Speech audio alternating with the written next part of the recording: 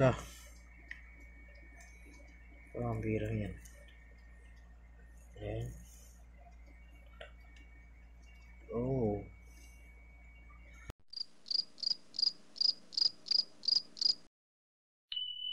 Yo, what's up guys, Exomatic TV here for today's video is i-rehouse natin tong ating Grammostola Polcreps or ang ating Chaco Goldeni dito sa panibagong setup nya. May na-setup na ako dito. Yan, dito natin siya ito-transfer. Ayan siya kasi medyo malaki na siya para dito na sa kanyang enclosure. So ano pang hinintay natin? Let's go! Ngayon guys, wala ng catch cap, ito lang yung brush natin, tapos ipagapangin natin na matransfer siya dito.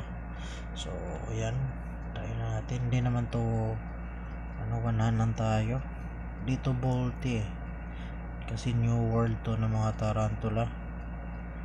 Yung ginagamit nilang defense is yung hair nila, yung orticating hair nila. Ayan, doon ka na.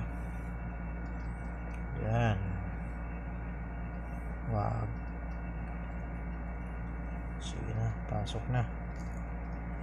Yan, may panibagong bahay ka na. And guys, ito yung kamay ko. Tingnan nyo kung gaano siya. Good boy. Yan o. Tingnan nyo kung gaano siya kalaki. Yan, transfer ka na. Ayun.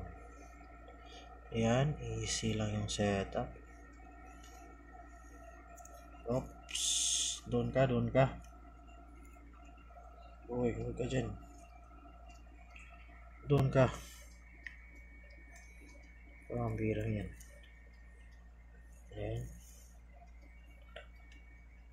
Oh. Dyan ka na. Uy.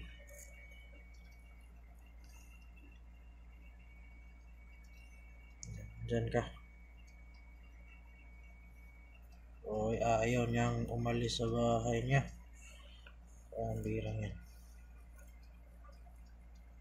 Doon ka na. Dyan ka. Kunin natin to. Ayan. Parang okay na siya dyan. Tapos lalagay tayo ng tubig. Yan na yung bagong bahay mo. Mag-enjoy ka dyan.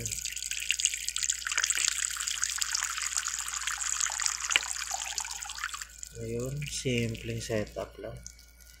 Ginamit ko na substrate is coco fiber, tapos yan, konting sphagnum may hide dyan.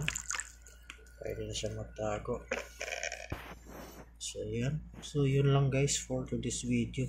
Mabilisang rehouse lang para sa ating Grammostola Polcreps or Chaco Goldeni. So guys, maraming salamat for watching this video. Exomatic TV out.